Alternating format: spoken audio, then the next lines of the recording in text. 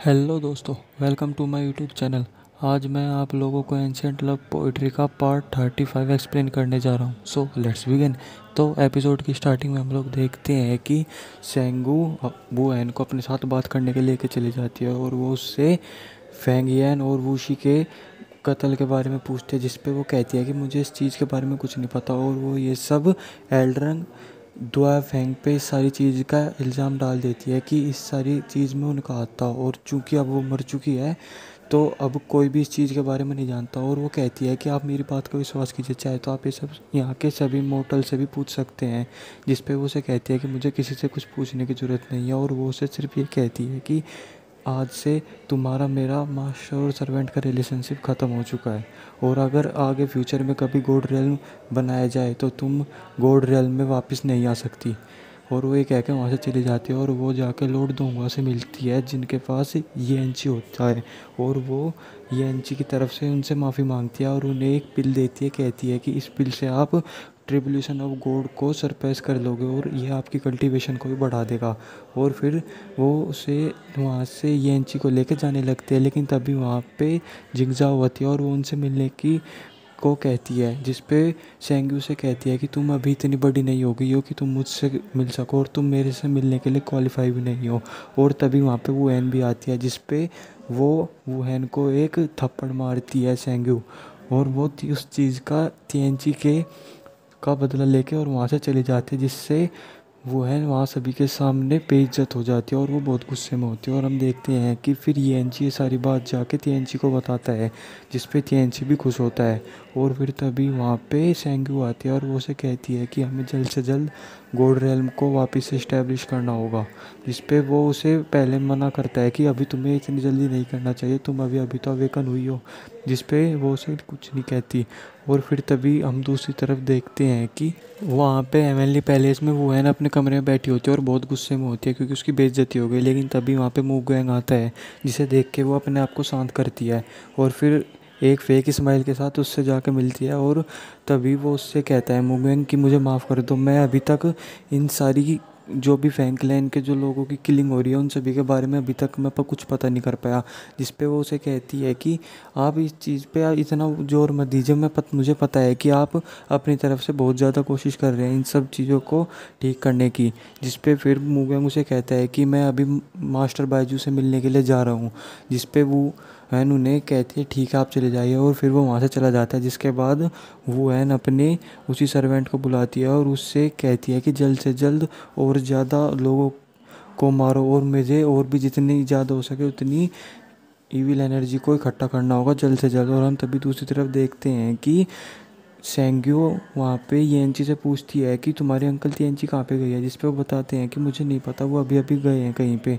जिस पे वो उसे जाता हुआ सेंग्यो देख लेते हैं और उसके पीछे पीछे जाती है और देखती है कि वो तो जाके बायजू से मिल रहा है और वो कुछ बात कर रहे होते हैं जो कि उसे सुनाई नहीं देती। और जिस पे वो तभी वहाँ पे जाके बायजू के उस डोम में जाके कुछ चीज़ों को ढूंढने लगती है। और तभी वहाँ पे बायजू आ जाता है, जिसे देख के वो छुप जाती है। जिस पे बायजू कहता है कि तुम छुपना बंद करो, और वो बाहर आ जाती है। जिस पे वो उससे पूछती है कि तुम दोनों मुझसे कुछ ना कुछ ज़रूर छुपा रहे हो, और वो कहती है कि मैं उस चीज़ का पता ज़रूर लगा लूँगी। और वो वहाँ से चली जाती है। और फिर तभी हम लोग दूसरी तरफ देखते हैं कि तिएंची वहाँ पे होता है और वो येंची से पूछता है कि तुम्हारी आंट सेंगू कहाँ पे गई है। जिस पे वो कहता है कि मुझे नहीं पता, और वो कहता है कि अगर मुझे पता होगा मैं आपको नहीं बताऊंगा। जिस पे वो येंची को एक ट्रीट देने लगता है बहुत सारे अच्छे अच्छे खाने की, जिस पे येंची उसे फिर भी नहीं बताता। और फिर तभी तिएंची मुंह फुला के बैठ जाता है कि मैं तुमसे अब कभी बात नहीं करूँगा, तुम मुझे कभी कुछ नहीं बता। जिस पे वो उन्हें कहता है कि अंकल मुझे माफ़ कर दीजिए। और वो उसे बताता है कि वो मास्टर बायजू से मिलने के लिए गई है। जिसे ये बात सुन के वो तभी बहुत ज़्यादा टेंशन में हो जाता है और वहाँ से तभी चला जाता है तिएंची। और फिर तभी हम देखते हैं कि सेंग्यो अभी भी वहीं पे बायजू के डोम के पास ही होती है। और तभी वहाँ पे उससे थ्री हेडेड ड्रैगन उसे मिलता है, और वो तब उसे थ्री हेडेड ड्रैगन को देख के कहती है कि तुम बिल्कुल बायजू के टाइप के हो, तुम बिल्कुल एक नोबल और लॉयल इंसान हो। जिस पे वो बताता है कि आप यहाँ पे क्या कर रही हैं। जिस पे वो पूछती है कि तो मुझे तुमसे पूछना चाहिए। जिस पे वो कहता है कि मुझे तो यहाँ पे डीमन किंग ने बुलाया है और वो यहाँ पे मास्टर बाजू से मिलने के लिए आए हैं। जिस पे वो कहता है कि वो दो लोग यहाँ पे क्या कर रहे हैं, कहता है कि यहाँ पे इमोर्टल भी उनसे मिलने के लिए आए हैं और वो कहता है कि आपको भी वहाँ पे जाना चाहिए। जिस पे वो कहती है मैं वहाँ नहीं जा सकती और वो तभी उन्हें एक आइडिया देता है कि आप मेरा रूप लेके वहाँ पे जा सकती हो। और तभी हम लोग दूसरी तरफ देखते हैं कि वो है जिंगजाओ से जाके मिलती है और जिंगजाओ को कहती है कि क्या तुम सच में मास्टर बाईजू को पसंद करती हो। जिस पे वो उसकी बात पे कुछ जवाब नहीं दे पाती और फिर वो उसे बहुत ज़्यादा गुस्से में कहती है कि हम तुम्हारी वजह से कुछ नहीं भी दाव पे नहीं लगा सकते, अगर तुमने ऐसा कुछ किया तो हमारी ज़िंदगी ख़त्म हो जाएगी। और वो उसे बहुत गुस्से में सारी चीज़ कह रही होती है और कह रही होती है कि अब ये कुछ काम नहीं रहा अब तुम्हारा। और वो कहती है कि अब तुम्हें पूरे स्काई वर्ल्ड पे अपना कब्जा करना होगा। और फिर तभी हम दूसरी तरफ देखते हैं कि डीमन किंग और इमोर्टल किंग तीन सभी वहाँ पे बैठे हुए होते हैं और तभी वहाँ पे 3 ड्रैगन भी आ जाता है और वो भी वहाँ पे बहुत भूखा होता है और वहाँ पे खाने लगता है। और बाइजू को वहाँ पे बैठे होते हैं और वो दोनों आपस में बहुत ज़्यादा घूर रहे होते हैं, वो मुगुएंग और सुयेन दोनों ही। और तभी सुयेन आके वहाँ पे मास्टर को कहता है कि मास्टर आपको तो पता होगा कि अभी हम लोगों के बीच में क्या हो रहा है। जिस पे वो दोनों वहाँ पे भी फाइट करने लगते हैं और तभी वहाँ पे 3 ड्रैगन आगे आता है और अपने डीमन किंग को कुछ बताता है कि अगर हम ये सारा काम करेंगे तो हमें मास्टर सेंग्यू स्पिरिचुअल पावर का एक हिस्सा दे देंगे। जिस पे वो कहता है कि क्या तुम सच में कह रहे हो। और तभी हम देखते हैं कि 3 ड्रैगन के रूप में कोई और नहीं बल्कि सेंग्यू ही होती है और जिसे देख के वो सब उसे बो करने लगते हैं। जिस पे उसे कहती है कि तुम सभी लोग अभी यहाँ से जाओ। और फिर वो बाइजू के पास जाती है और उसके साथ एक ड्रिंक करने लगती है और वो उससे कहती है कि मैंने कभी भी नहीं सोचा था कि तुम इतने ज़्यादा बदल जाओगे। और वो उसके शरीर पे वो घाव देख लेती है और सोचती है कि ये ज़रूर येंजी की मोम ने उसे दिया होगा। और वो फिर उससे चिंगमू और हाउची के बारे में पूछती है। जिस पे वो उसकी बात का कोई जवाब नहीं देता और फिर वो वहाँ से चली जाती है।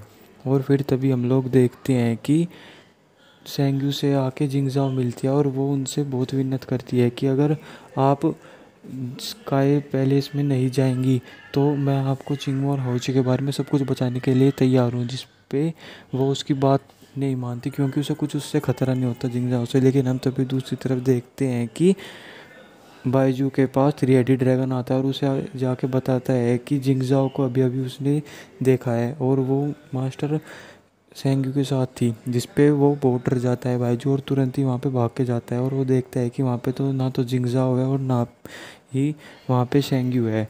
और फिर तभी वहाँ पे अचानक सेंग्यू आती है और उससे उन सभी के बारे में उन दोनों के बारे में पूछती है। जिस पे वो उसे बता देता है कि वो दोनों सिर्फ एक मोर्टल बॉडीज थे। और वो कहता है कि मैं जो भी कुछ उन सब की वजह से हुआ उन सभी को मैं कुछ नहीं मानता। और तभी वो उससे सवाल पूछती है कि क्या तुम येंची को भी कुछ नहीं मानते। जिस पे वो कह उससे भी उससे कुछ लगाव नहीं होता येंची से। जिस पे ये सारी चीज़ देख के उसे बहुत ज़्यादा दुख होता है हाउची को। और फिर तभी हम लोग दूसरी तरफ देखते हैं कि हम देखते हैं कि सेंग्यू अपने कमरे में सो रही होती है और तभी वहाँ पे बाइजू आता है और उसकी बहुत केयर कर रहा होता है। और वहाँ पे तभी तिएनची भी आ जाता है।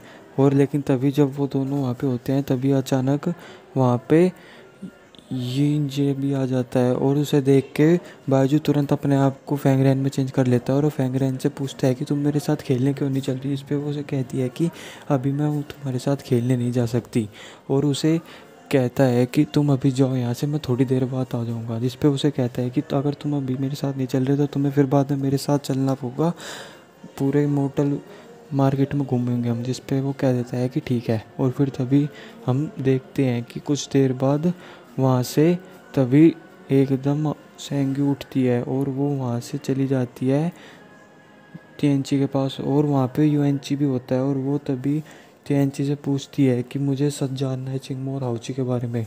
और वो जानना चाहती है कि हाउची कौन थी।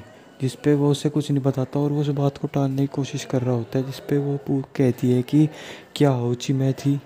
जिस पे वो उसे कहता है कि तुम्हें ये बात कहाँ से पता चली। और फिर तभी वो ये बात यूची से भी पूछती है कि क्या तुम्हारी मोम मैं हूँ। जिस पे वो कुछ जवाब नहीं देता और फिर वो उनसे कहती है कि मुझे पता चल चुका है। जिस पे वो तभी यूएनची को कहती है कि आज से तुम मुझे अपनी मदर कह सकते हो। जिस पे वो बहुत खुश होता है यूएनची और रोने लगता है। मदर मदर कहते हुए। और हम लोग दूसरी तरफ देखते हैं कि वुहेन पूरे ओवरलॉर्ड की पावर को हासिल कर लेती है और वो सब में बहुत ज़्यादा पावरफुल बन जाती है, जिसमें वो कहती है कि अब मैं उन तीनों ट्रू गॉड को नहीं छोड़ूंगी। और वो उनको मारने के लिए वहाँ से प्लानिंग करने लगती है। और हम देखते हैं कि बायजू को भी इस चीज़ का पता चल जाता है। मुकुएंग के पास लॉर्ड दोंगो आते हैं और उन्हें बताते हैं कि नीदरलैंड में जो एनर्जी है वो अनस्टेबल हो गई है और ऐसा लगता है कि कोई डेविल एनर्जी की वजह से गॉड की पावर हासिल किया है किसी ने। जिस पे वो कहता है मुकुएंग कि ऐसा कैसे हो सकता है कि ओवरलॉर्ड तो मर चुके हैं। जिस पे उसे तब याद आता है कि कहीं ये सारी चीज़ वुहेन से रिलेटेड तो नहीं, और फिर उसे बहुत ज़्यादा दुख होता है कि वुहेन इतनी सालों में इतना ज़्यादा बदल चुकी है। और फिर हम तभी दूसरी तरफ देखते हैं कि सैन्यू चैंग चिन से बात कर रहा होता है और उससे मैरिज करने के लिए कहता है, जिस पे वो उसे मना कर देती है और उसके हाथ को अपने हाथ पे से हटा देती है, क्योंकि वो अभी इस चीज़ में कुछ बात नहीं करना चाहती। और लेकिन तभी वहाँ पे जिंगजियान और फेंगरेन आते हैं। जिंगजियान और सैन्यू बहुत अच्छे दोस्त होते हैं, जिस पे वो जिंगजियान से मदद मांगता है अपने काम के लिए और फिर वो दोनों अलग अलग हो जाते हैं। और वो हम देखते हैं कि तभी उन लोगों को पता लगता है कि यहाँ पे कुछ इमोर्टल लोगों का किसी ने बहुत ही बेरहमी तरीके से कत्ल कर दिया है। और तभी वहाँ पे जिंगजियान कहता है कि मैं सोच रहा हूँ कि ये सब डीमंस ने किया है, लेकिन वो कहता है कि पर मैं सोचता हूँ कि अभी अभी तो हम दोनों क्लैन के बीच में अभी अभी पीस हुई है, शांति का अभी समझौता हो चुका है, लेकिन मुझे यकीन नहीं होता कि अब भी तुम लोग ये सब कर रहे हो। जिस पे वो कहता है कि हमने इसमें से कुछ भी नहीं किया। और वो तभी उन लोगों को भी दिखाता है कि हमारे डीमंस के साथ भी ये सब हो रहा है।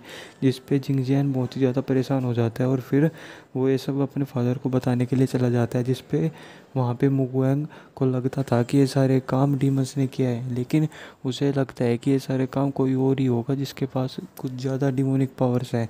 लेकिन तभी वुहेन वहाँ पे आती है और उनको एक साथ फैमिली डिनर करने के लिए इनवाइट करती हैं, जहाँ पे वो पूरी फैमिली एक साथ बैठी हुई होती है। और वो उनसे कहती है वुहेन कि अब मैंने इन 60,000 सालों बाद अपने हाथों से आप सभी के लिए खाना बनाया है। जिस पे वो वहाँ पे उन सभी के बचपनों के दिन इन्हें बताने लगती है। लेकिन तभी जिंगजियान उन्हें कहता है कि मदर मुझे अभी ये जाना होगा, क्योंकि अभी डीमन वर्ल्ड को मेरी ज़रूरत है। और वो वहाँ से ड्रिंक पी के चला जाता है। जिस पे उसका भाई और उसकी बहन उसे कहते हैं कि तुम अभी भी वहाँ पे जा रहे हो और तुम ये सब उस लड़की के लिए कर रहे हो। जिस पे वो कहता है कि आप सब अपना खाना एंजॉय कीजिएगा, वहाँ पे उन लोगों को मेरी ज़रूरत है। और वो कह के वहाँ से चला जाता है। और तभी फिर मुगुएंग भी उनसे उस नीदर वर्ल्ड की सारी बात छेड़ देता है और उनसे पूछने लगता है। जिस पे वो वुहेन से पूछता है कि तुम ही थी जिसने इन तीनों उनने और लोगों को मार दिया। और कहता है कि तुमने ही मेरी मास्टर यूमी को भी मार दिया और एल्डर डोंग फैंग को और फैंगरेन के मोम डैड को, सबको तुमने ही मार दिया। तुम इस पावर के चक्कर में इतनी ज़्यादा लालची हो गई कि तुमने ये सब कर दिया। और वो उसे कहता है तभी वो उसके अंदर अपनी पावर से चेक करता है और वो कहता है कि तुम्हारे पास अंदर मुझे एक भी डेविल एनर्जी को तो क्यों नहीं पता लग रही। और वो से फिर कहता है कि मैं तुम्हें मास्टर सेंग्यू के पास ले जाऊंगा और तुम्हें पता लगाऊंगा। जिस पे वो उसे अपनी पावर से बांध देती है और कहती है कि अब अगर मेरे सामने खुद मास्टर सेंग्यू भी आ जाए तो वो भी मेरे सामने कुछ नहीं कर सकती। और कहती है कि हाँ मैंने किया है डेविल एनर्जी से कल्टीवेशन। और कहती है कि तुम ही तो थे जिसने मुझे वहाँ पे नीदर वर्ल्ड में भेज दिया था उन 100 सालों के लिए। तो मेरे सरवाइव करने का क्या रास्ता होता, तो मुझे मजबूरी में उन एनर्जी को अपने अंदर कंज्यूम करना पड़ा। और वो ये सारा इल्ज़ाम भी उसी पे डाल रही होती है। और वो उसे कहती है कि अब तुम्हारा वक्त ख़त्म हो चुका है।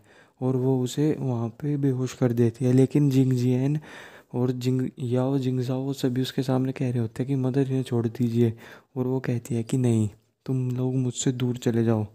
और फिर तभी हम लोग दूसरी तरफ देखते हैं कि और वो जिंगजाओ को कहती है कि तुम्हें मास्टर बाइजू को मारना होगा। जिस पे वो मना करती है और जिस पे वो है उसे बहुत ज़बरदस्ती कहती है कि तुम्हें ये करना ही होगा। और हम तभी दूसरी तरफ देखते हैं कि वहाँ पे डीमंस और इमोर्टल्स के बॉर्डर के बीच में वहाँ पे जिंगजियान करो फैंगरेन होते हैं। और जिंगजियान फैंगरेन को कह रहा होता है कि मैं डीमंस और इमोर्टल्स के बीच में वापस से लड़ाई नहीं होने दूंगा, भले चाहे उसके लिए मुझे कुछ भी क्यों ना करना पड़े। और तभी वहाँ पे शैन यू और चिंग भी आ जाते हैं और वो उनसे वादा करता है कि वो ये लड़ाई कभी होने भी नहीं देगा। और फिर हम तभी दूसरी तरफ देखते हैं कि तिएनजी वहाँ पे यूमी की मूर्ति के सामने बैठा हुआ होता है और उसे कह रहा होता है कि कितने हजार साल हो गए, तुम भी अभी चली गई हो। और वो अपने सारे पुराने दिनों को याद कर रहा होता है और उन्हें याद करके बहुत उदास होता है और कह रहा होता है कि अब फिर से वही सारी चीज़ वापस से दोहराई जाएगी। लेकिन तभी वो देखता है कि उसके सामने तो यूमी आ गई है और वो उससे कह रही होती है कि तुम अब इतनी फ़िक्र मत करो, मैं वापस आ गई हूँ। जिसे देख के वो बहुत खुश होता है और उसे जाके गले लगा लेता है। लेकिन तभी वो उसके पीछे उसके कमर में चाकू घोंप देती है, जिससे वो बहुत ज़्यादा हर्ट होता है और कहता है कि तुम यूमी नहीं हो। तभी हम देखते हैं कि वो यूमी नहीं होती, वो तो वुएन होती है। और वो उसे कहती है कि अब तुम्हारा वक्त ख़त्म हो चुका है डीमन किंग।